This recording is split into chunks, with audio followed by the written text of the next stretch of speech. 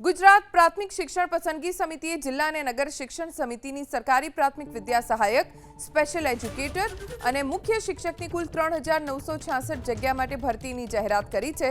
1 જૂનના રોજ બપોરે 12 વાગ્યાથી ઓનલાઈન અરજી સ્વીકારવાનું શરૂ થશે। 1 જૂન 2026ના રોજ સાંજે 5 વાગ્યા સુધી ચાલશે। શિક્ષણ વિભાગે દાવો કર્યો કે ભરતી પ્રક્રિયા સંપૂર્ણપણે પારદર્શક રહેશે। ઉમેદવારોની પસંદગી તેમની શૈક્ષણિક લાયકાત, શિક્ષક પાત્રતા પરીક્ષાના ગુણ અને સરકારના પ્રવર્તમાન ભરતી નિયમોના આધારે જ કરવામાં આવશે। ઓનલાઈન ફોર્મ ભરતી વખતે ઉમેદવારોએ પોતાના જરૂરી તમામ દસ્તાવેજો ડિજિટલ ફોર્મેટમાં અપલોડ કરવાના રહેશે।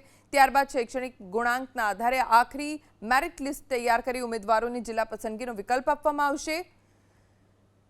આ ભરતીમાં ખાસ કરીને દિવ્યાંગ ઉમેદવારો માટે વિશેષ એજ્યુકેટર અને મુખ્ય શિક્ષકની અલગથી જગ્યાઓ અનામત રાખીને પ્રક્રિયા જાહેર કરવામાં આવી છે।